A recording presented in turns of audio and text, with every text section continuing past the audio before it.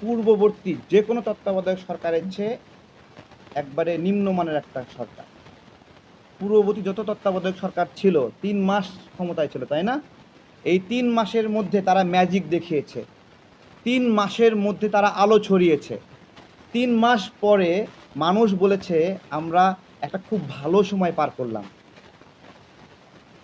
তার তুলনায় ৯ মাস সময় পেয়ে ডক্টর ইউনূস সেই তুলনায় কিছুই দেখাতে পারেন নাই। কিছু না মানে কিছু না। বিগত যে কোনো তত্ত্বাবধায়ক সরকারের চেয়ে বর্তমান সরকার একটা বাজে সরকার হিসেবে প্রমাণিত হয়েছে।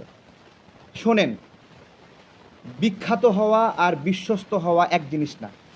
ডক্টর ইউনূস বিখ্যাত হতে পারেন, উনি বিশ্বস্ত না। উনি বিশ্বাস ভঙ্গ করেছেন। খুব সরল মনে রাজনৈতিক দলগুলো লোভ করে নাই গণ অভ্যুত্থানের পরে, এবং লোভ না করে তারা এই সরকারের অংশ হয় নাই। তারা বলে নাই আমার 10 জন লোক নিতেই হবে এখানে, বলে নাই, তারা লোভ করে নাই।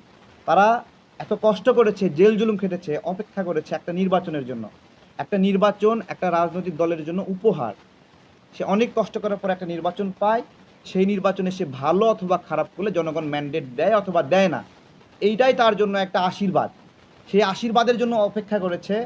তারা লোভ করেনি, লোভ করে বলেনি এই সরকারের 50% আমার হইতে হবে। সুতরাং এই রাজনৈতিক দলগুলোকে লোভী বলার সুযোগ নাই। বরঞ্চ যারা এখানে ঢুকেছে বিভিন্ন লবিং করে, সিস্টেম করে, তাদেরই লোভ প্রকাশ পেয়েছে। আমরা লোভ করিনি এখনো। আমরা কি চাই? আমরা চাই জনগণের কাছে যেতে, গিয়ে বলতে চাই আমি এটা করতে চাই, এই প্রতিশ্রুতি আমাকে আপনি সংসদে যাওয়ার সুযোগ দেন। জনগণ আমাকে বিশ্বাস করলে পাঠাবে, না হলে পাঠাবে না। এই সরকার সেই রকম কিছু না। তারা হতে পারে অনেক জনপ্রিয়, একজন আমেরিকায় থাকে, একজন অস্ট্রেলিয়ায় থাকে, একজন নোবেল পুরস্কার পেয়েছে, তো এগুলো আন্তর্জাতিক পরিমণ্ডলে তাদের অনেক থাকতে পারে, অনেক পরিচিতি থাকতে পারে, কিন্তু বাংলাদেশের পরিমণ্ডলে তাদের অবদান 000, বিগ জিরো।